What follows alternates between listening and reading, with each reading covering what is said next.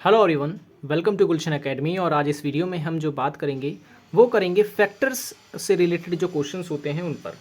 तो फैक्टर से related exam में पूछे जाते हैं क्वेश्चंस। तो किस किस टाइप के पूछे जाते हैं, हर एक टाइप के क्वेश्चंस मैंने इसमें लिए हैं।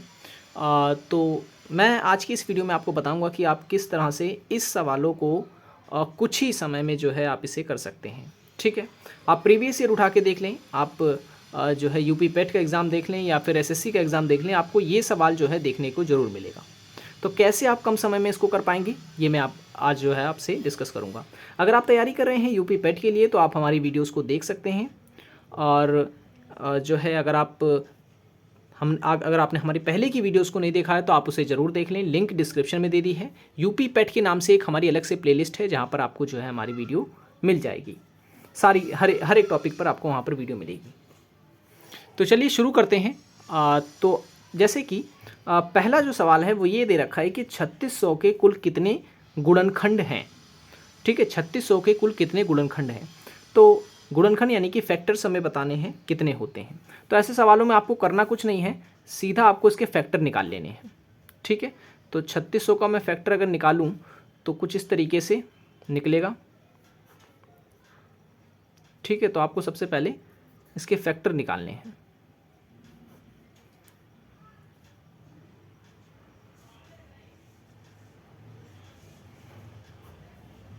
ठीक है, तो अब ये जाएगा 3 से,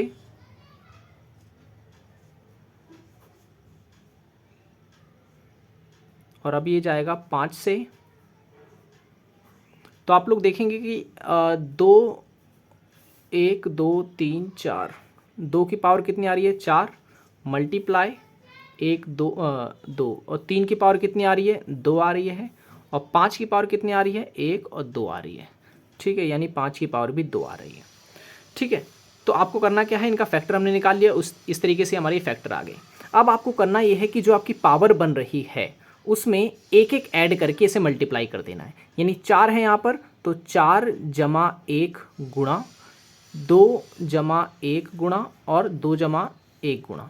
तो इस हिसाब से ये क्या हो गया आपका 5 गुणा 3 गुणा 3। ठीक है, तो 5 तियाँ 15 और 15 तियाँ 45।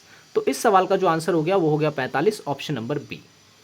ठीक है, ऑप्शन नंबर बी। इस तरीके से आप गुणनखंड निकालेंगे। ठीक है, ये गुणनखंडों का योग नहीं है, गुणनखंड निकालना मैंने आपको बताया इस सवाल में। ठीक है, फैक्टर निकालने हैं, फैक्टर निकालने के बाद जो पावर आती है उसमें एक एक ऐड करके उसको मल्टीप्लाई कर देना है। पावर को मल्टीप्लाई करना याद रखना है। ठीक है ना, आप नीचे वाले डिजिट को आपको कुछ नहीं करना है। अब दूसरी वाला सवाल जो मैंने लिया है, ठीक है, ज़्यादा समय ना लगे इसलिए मैंने उसी डिजिट को लिया है। जैसे 3600 मैंने यहाँ लिया है। तो इसमें अब मैं आपको बताने वाला हूँ कि अगर योगफल पूछ ले या योग पूछे तो आप किस तरीके से सवाल को सॉल्व करेंगे। ठीक है, तो करना कुछ भी नहीं है। अगर आपसे योगफल पूछा जा रहा है तो हमने पावर निकाली थी 2 की 4, 3 की 2 और 5 की 2। तो बस 2 की 4, तो मैं इसको ऐसे लिख सकता हूँ 2 की पावर 0 मल्टीप्लाई 2 की पावर 1 मल्टीप्लाई 2 की पावर 2 मल्टीप्लाई 2 की पावर 3 मल्टीप्लाई 2 की पावर 4। ठीक है, क्योंकि 4 तक है ये। अब 3 को मैं इस तरीके लिख सकता हूँ 3 की पावर 0, 3 की पावर 1, 3 की पावर 2 तक।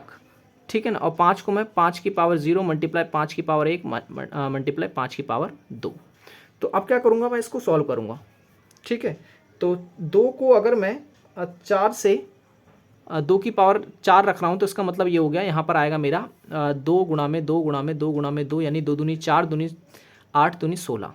ठीक है, ये 16 हो गया। 16 और 2 की पावर 2 का क्यूब दे रखा है तो इस हिसाब से ये हो गया 8। 16 और 8 कितना हो गया, 16 8 हो गया 24। ठीक है, 24 और 2 की पावर 2 के स्क्वायर 4 होता है, 24 और 4 28, 28 और 2, ठीक है 30, और 2 की पावर 0 है तो इसे 1 लेंगे हम, तो ये कितना हो गया हमारा 31। ठीक है, इस तरीके से मैंने सबका निकाल के ऐड कर लिया। ठीक है, अच्छा इसमें मैंने मल्टीप्लाई कर रखा है, सॉरी यहाँ ऐड आएगा, ऐड लिखें। ठीक है, जोड़ना है इनको, मल्टीप्लाई नहीं करना। ठीक है, तो अब इधर देखेंगे, अब 2 का स्क्वायर कितना होता है, 2 का 3 का स्क्वायर कितना होता है 9, 9 जमा 3 जमा 1 यानी कितना हो गया 13। तो ये हो गया हमारा 13। उसी हिसाब से इसका 5 का स्क्वायर कितना होता है 25, 25 और 5 30, और 5 की पावर 0 है तो इसे 1 लेते हैं हम, ये भी हो गया हमारा 31। तो बस अब इनको क्या करना है, आपको इनको मल्टीप्लाई कर देना है। तो इनको आप मल्टीप्लाई करेंगे तो आपका आंसर आएगा ऑप्शन नंबर बी 12,493। ठीक है, 12,493।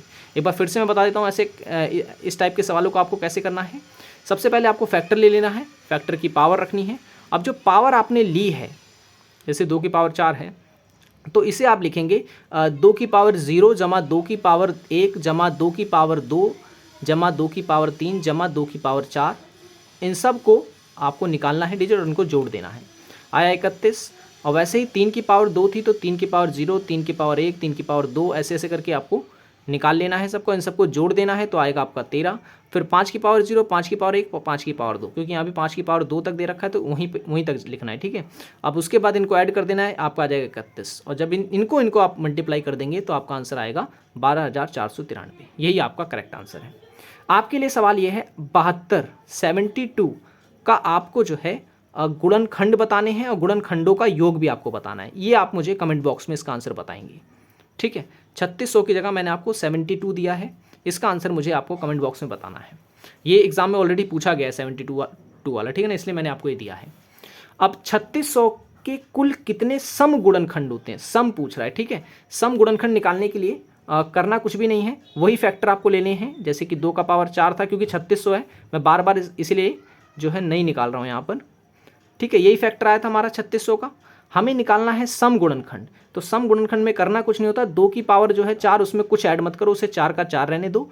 2 की पावर में यहाँ पर अब 3 की पावर 2 है तो इसमें 1 ऐड कर दो और इसमें 1 ऐड कर दो, तो ये कितना हो गया 3 गुणा 3, तो कितना हो गया 4 तियाँ 12 तियाँ 36।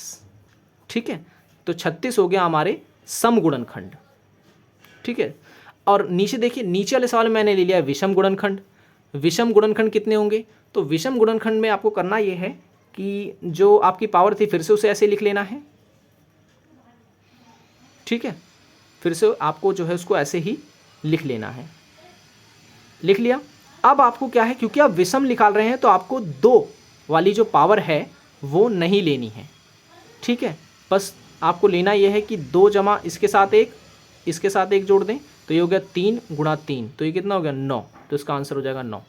ठीक है, इसका हो गया था 36, इसका हो गया 9। तो आप देखेंगे 36 और 9 को जब आप जोड़ेंगे तो आपका कितना आ जाएगा, आपका आ जाएगा 45। और 45 ही हमने जो है निकाला था यहाँ पे, आप देखेंगे गुणनखंड। टोटल कितने गुणनखंड निकाले थे हमने 3600 के, 45 निकाले थे। ठीक है, यहाँ 45 निकाले थे। तो जिसमें से कितने सम हैं, तो सम है 36 और विषम कितने हैं, तो वो है 9। ठीक है, अगर आपसे पूछ ले कि 3600 के कुल अभाज्य गुणनखंड की संख्या बताइए। ठीक है, अभाज्य गुणनखंड की संख्या बताइए कि अभाज्य गुणनखंड कितने होंगे। ठीक है, चलिए ये क्वेश्चन जो है आपको मैं देता हूं, आप मुझे जो है कमेंट करके बताएंगे। अच्छा, इस टाइप का सवाल मैंने आपको कराया नहीं है तो मैं ही करवा देता हूं ये सवाल। ठीक है, ठीक है, अगर आप अभाज्य गुणनखंड निकाल रहे हैं तो आपको करना इसमें कुछ भी नहीं है, क्योंकि 3600 है तो मैं वही फैक्टर लूँगा, जैसे 2 का पावर 4 था, 3 का पावर 2 था, गुणे में 5 का पावर भी 2 था। अभाज्य गुणनखंड निकालने में आपको करना कुछ नहीं होता, बस ये जो ऊपर की पावर दे रखी है इसे ही ऐड कर देना है। ठीक है, 8 आपका करेक्ट आंसर है इसमें। ठीक है, तो इस तरीके से जो है आप गुणनखंड वाले सवालों को करेंगे। ठीक है, बहुत ही कम समय लगता है, ये मैं आपको समझा रहा हूँ इसलिए थोड़ा सा समय ज़्यादा लगा होगा, लेकिन आप अगर इसे करेंगे इस टाइप के सवालों को तो आपको कुछ भी समय जो है इसमें नहीं लगेगा। ठीक है, 1-2 बार अगर आप प्रैक्टिस कर लेंगे तो मैंने दे दिया आपको 72 जो है इसका आपको गुणनखंड ज्ञात करना है। ठीक है, गुणनखंड का योग भी आपको बताना है और सम गुणनखंड कितने हो रहे हैं ये भी बताना है, विषम गुणनखंड कितने हो रहे हैं ये भी आपको मुझे कमेंट बॉक्स में बताना है। देखते हैं सबसे पहले आंसर कौन देता है इसका। तो आज की वीडियो में इतना ही। आई होप ये वीडियो आपको पसंद आया होगा। वीडियो पसंद आया हो तो लाइक ज़रूर कर दें, चैनल को सब्सक्राइब नहीं किया अभी तक तो ज़रूर कर लें, ताकि ऐसे ही वीडियोज़ आपको मिलते रहें। तैयारी कर रहे हैं अगर आप लोग यूपी पेट के लिए तो आप हमारी पहले की वीडियोज़ को देख सकते हैं। हर एक टॉपिक पर आपको जो है वीडियो मिल जाएगी, एक अलग से हमारी प्लेलिस्ट है यूपी पेट के नाम से। तो मिलेंगे अब नेक्स्ट वीडियो में। Thanks for watching this video.